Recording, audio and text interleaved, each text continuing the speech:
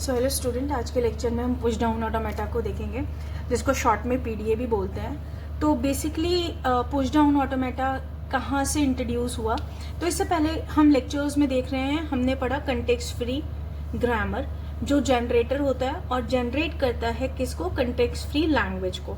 अब क्योंकि कोई एक लैंग्वेज है तो उसको हैंडल करने के लिए भी कोई मशीन चाहिए, तो जो आपकी कंटेक्स्ट फ्री लैंग्वेज है उसको हैंडल करता है आपका पीडीए, पुश डाउन ऑटोमेटा। ठीक है, तो जैसे कि हमने फाइनाइट ऑटोमेटा में भी देखे था आपने कि अगर मुझे किसी लैंग्वेज को ये बताना है कि क्या गिवन लैंग्वेज आपकी रेगुलर है या नहीं, तो अगर आप कैसे चेक करते थे, अगर आप उस पर्टिकुलर के लिए फाइनाइट ऑटोमेटा डिजाइन कर पा रहे हैं तो हम बोलेंगे कि गिवन ग्रामर आपकी रेगुलर ग्रामर होगी। सिमिलरली यहाँ पर अगर आपको किसी लैंग्वेज को बोलना है कि अगर क्या ये गिवन ग्रामर आपकी कंटेक्स्ट फ्री लैंग्वेज है या नहीं, तो सिमिलरली आप यहाँ पे भी क्या चेक करते हैं कि उस पर्टिकुलर लैंग्वेज के लिए अगर आप पीडीए कंस्ट्रक्ट कर पा रहे हैं तो गिवन लैंग्वेज क्या है, आपकी कंटेक्स्ट फ्री लैंग्वेज है। ठीक है, अब हम बात करते हैं यहाँ पर जो पुश डाउन ऑटोमेटा है वो दो पार्ट में आपका डिवाइडेड है। एक है डिटर्मिनिस्टिक पीडीए, एक है आपका नॉन डिटर्मिनिस्टिक पीडीए। जैसे कि फाइनाइट ऑटोमेटा में आपने देखा था कि दोनों की पावर, नॉन डिटर्मिनिस्टिक और डिटर्मिनिस्टिक की पावर आपकी सेम होती थी, बट यहाँ पर जो पीडीए में है वो नॉन डिटर्मिनिस्टिक की पावर ज़्यादा होगी as compare to deterministic PDA. तो इसका क्या मतलब है कि क्या आप कब हर एक नॉन डिटर्मिनिस्टिक को कभी डिटर्मिनिस्टिक में कन्वर्ट कर पाएंगे? नहीं। आप जब वहां पर आपकी पावर इक्वल थी तो आप नॉन डिटर्मिनिस्टिक को डिटर्मिनिस्टिक में कन्वर्ट करते थे, लेकिन आप कभी भी यहाँ पर नॉन डिटर्मिनिस्टिक पीडीए को कभी भी डिटर्मिनिस्टिक पीडीए में कन्वर्ट नहीं कर पाएंगे। ठीक है, तो ये बेसिक अंडरस्टैंडिंग है आपकी पीडीए की। अब आता है कि आप कैसे एक पुश डाउन ऑटोमेटा को डिजाइन कर पाएंगे। तो यहाँ पर आपके 7 टपल हैं पीडीए को डिफाइन करने के। अगेन 5 आपके सेम टपल हैं फाइनाइट ऑटोमेटा के, जहाँ पे है आपका capital Q set of state, input alphabet, initial state, F final state, आपका ट्रांजिशन फंक्शन। आपके जो 2 टपल्स इंट्रोड्यूस हुए हैं वो है आपका जेड नॉट, जो आपका stack bottom of the stack है, और इसके बाद है आपका टॉ, जो रिप्रेजेंट करता है पुश डाउन सिंबल को। तो अब हम देखते हैं कि कैसे टॉ और आपका जेड नॉट बिहेव करता है। जैसे कि पुश डाउन ऑटोमेटा अगर मैं इसको ग्राफिकल रिप्रेजेंटेशन में देखें तो सिमिलरली फाइनाइट ऑटोमेटा की तरह बिहेव करता है, बट ड्रॉबैक्स क्या थे फाइनाइट ऑटोमेटा में, वहां पर आप कहीं भी मेमोरी में सेव नहीं कर पाते थे। जैसे प्रॉब्लम थी a to the power n, b to the power n।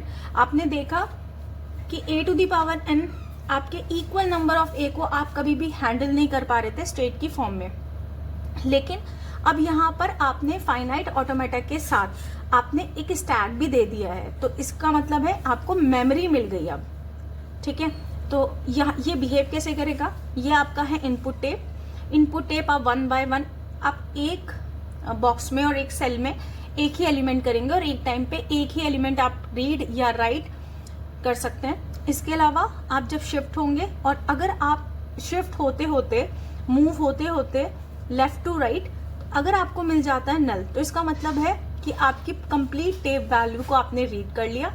और अगर आपको मेमोरी में बेसिकली हमने यहाँ पर स्टैक क्यों लिया, और भी डेटा स्ट्रक्चर्स आप यूज कर सकते थे।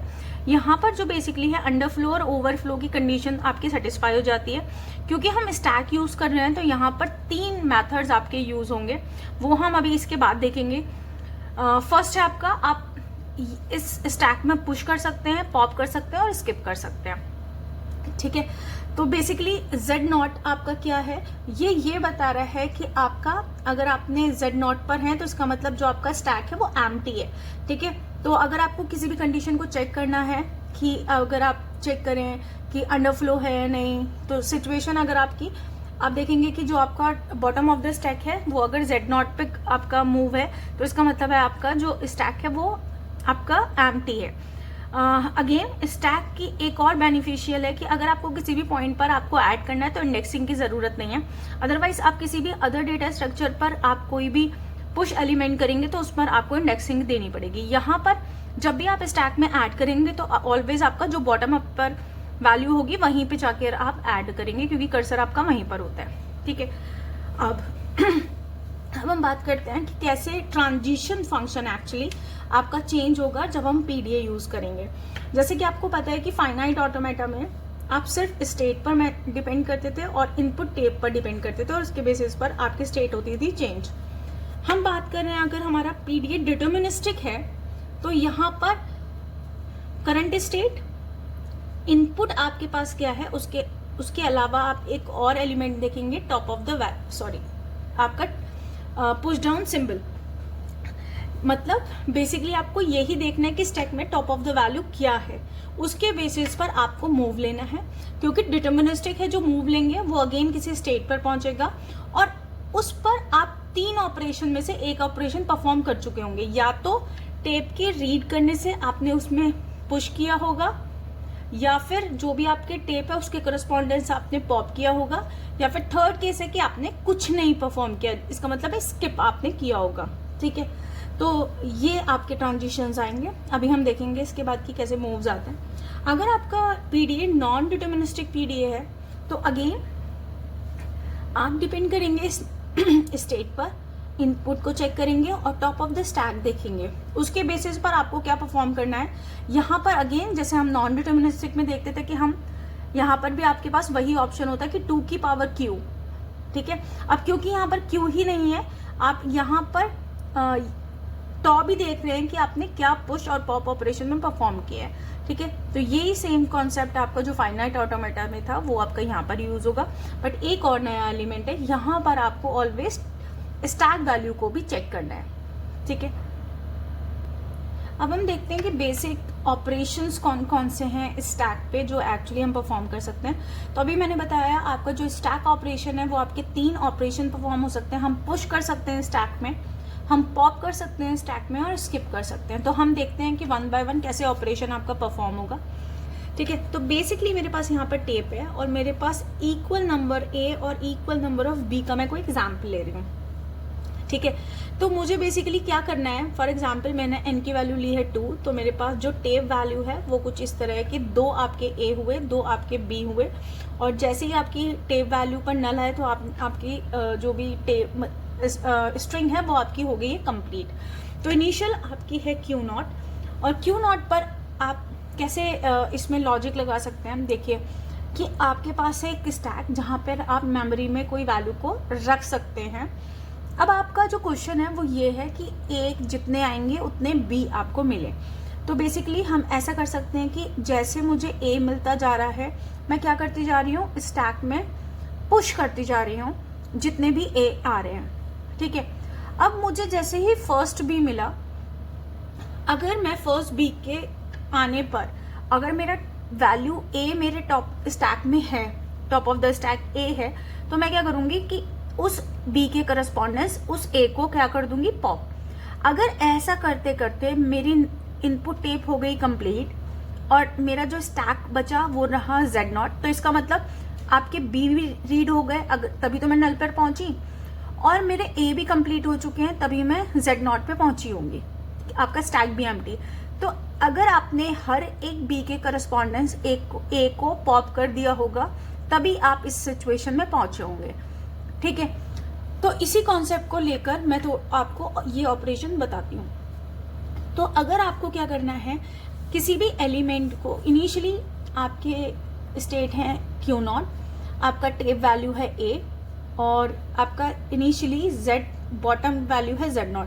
तो इनिशियली आपका अगर स्टैक एम्प्टी है तो आपका रिप्रेजेंटेशन होगा कि कर्सर आपका कहाँ पर होगा, Z0 पर होगा। अब मेरा कॉन्सेप्ट क्या है कि Q0 पर अगर A आता है तो आपको क्या करना है, Q0 पर अगर A आता है तो अगर आपको स्टेट लेना है, अभी हम स्टेट पर कॉन्सेप्ट नहीं कर रहे हैं, आप स्टेट चेंज कर सकते हैं। यहाँ पे आप 2 चीज़ों को लेते हैं, एक तो लेते हैं किस स्टेट से कौन सा इनपुट लिया, इनपुट आपको मिला A, जैसे हमने देखा था अभी कैपिटल Q और टॉ, इन तीनों का कॉम्बिनेशन हमने देखा। तो इनिशियल स्टेट आपकी क्या है, Q1, इनपुट आपने लिया A जो आपको टेप वैल्यू मिली, और इसके अलावा आप क्या देखते हैं, स्टैक वैल्यू भी देखते हैं। तो इनिशियली क्या है आपका Z0, ठीक है, इनपुट स्टेट, इनपुट और आपका टॉ टेप वैल्यू।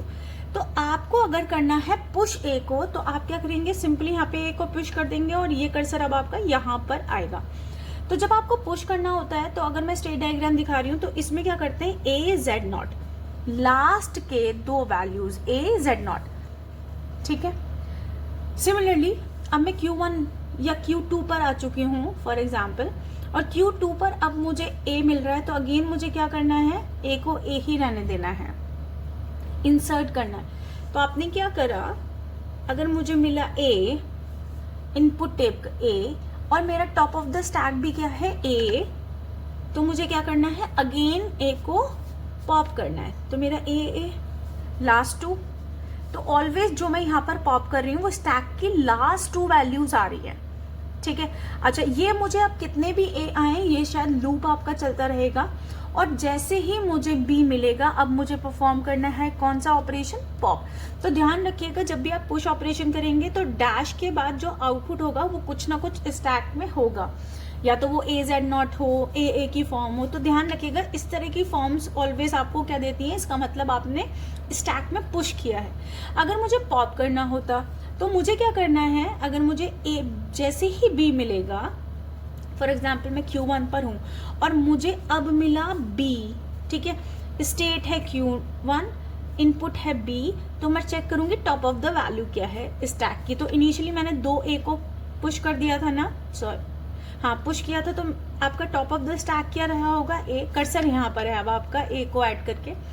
तो अब आप क्या करना है, क्योंकि A के रेस्पेक्ट में B को, मतलब B के रेस्पेक्ट में A को पॉप करना है, तो इसका मतलब आपने कर दिया नल। तो जब भी आपको डैश के बाद आउटपुट मिलेगा नल, इसका मतलब आपका क्या मतलब है कि आपने पॉप ऑपरेशन परफॉर्म किया है, ठीक है।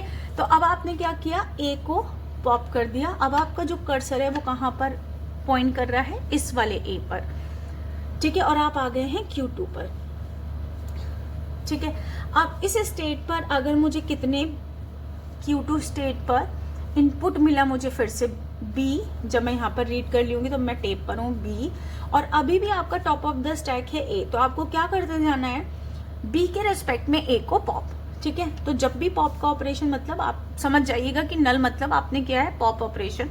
और ऐसे करते करते जब आपको मिलेगा क्या, अगर ऐसे करते करते आप पहुंच गए Q2 पर, किस पर, नल पर, और आपका स्टैक भी एम्प्टी है, तो इसका मतलब आप कंप्लीट कर चुके हैं, और उतने ही जितने भी बी थे उतने ही आपके ए रहे होंगे। क्योंकि अगर यहाँ पर 3 ए या और बी 2 होते तो आपका क्या होता, स्टैक में एक ए अभी भी बचा होता, तो आप कभी भी जेड नॉट पे नहीं पहुंचते। बात समझ में आ रही है। सिमिलरली अगर आपके बी ज्यादा होते तो आपके टेप पर बी रहता, लेकिन आपका स्टैक एम्प्टी हो चुका होता। अगर ऐसी सिचुएशन है जहां पर आपके ए और बी मैच नहीं कर रहे, तो उस केस में आपका हॉल्ट हो जाएगा, ठीक है। हम सिर्फ उन्हीं के लिए बना रहे हैं, अगेन ये एक कंप्लीट नहीं है, आप सिर्फ उन्हीं के लिए मूव्स बनाते हैं जो आपको एक्चुअल में एक्सेप्ट कराने होंगे, ठीक है। अब हम बात करते हैं स्किप ऑपरेशन।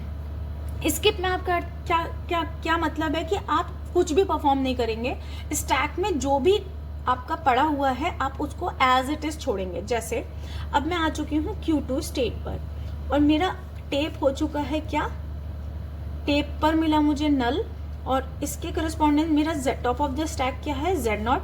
तो जेड नॉट को मुझे जेड नॉट ही रहने देना है, इसका मतलब समझ में आया। स्किप ऑपरेशन में आप जो भी टॉप ऑफ द वैल्यू होती है उसको एज इट इज छोड़ देते हैं। ऐसे छोड़ने का मतलब है कि आप कहीं पे भी पहुंचे, फाइनल पे पहुंचे या किसी अदर स्टेट पर पहुंचे, और अगर आपकी जेड स्टैक वैल्यू सेम है, तो इसका मतलब आपने कौन सा ऑपरेशन परफॉर्म किया, स्किप ऑपरेशन। अगर आपने पॉप ऑपरेशन परफॉर्म किया होगा तो आपके डैश के बाद क्या होगा, नल। अगर आपने पुश ऑपरेशन परफॉर्म किया होगा तो इसके बाद आपकी सेम वैल्यू आपने इंसर्ट करी होगी, तो जो ये वाली वैल्यू है वो आपकी यहाँ पे मिलने वाली है। और यहाँ पर जो आप लेते हैं स्टैक में पुश कराते हुए, तो आप लास्ट के 2 एलिमेंट को कंसिडर करते हैं। तो आई होप आपको ये लेक्चर समझ में आया है। नेक्स्ट लेक्चर से हम स्टार्ट करेंगे डिजाइनिंग पीडीए की। Thank you.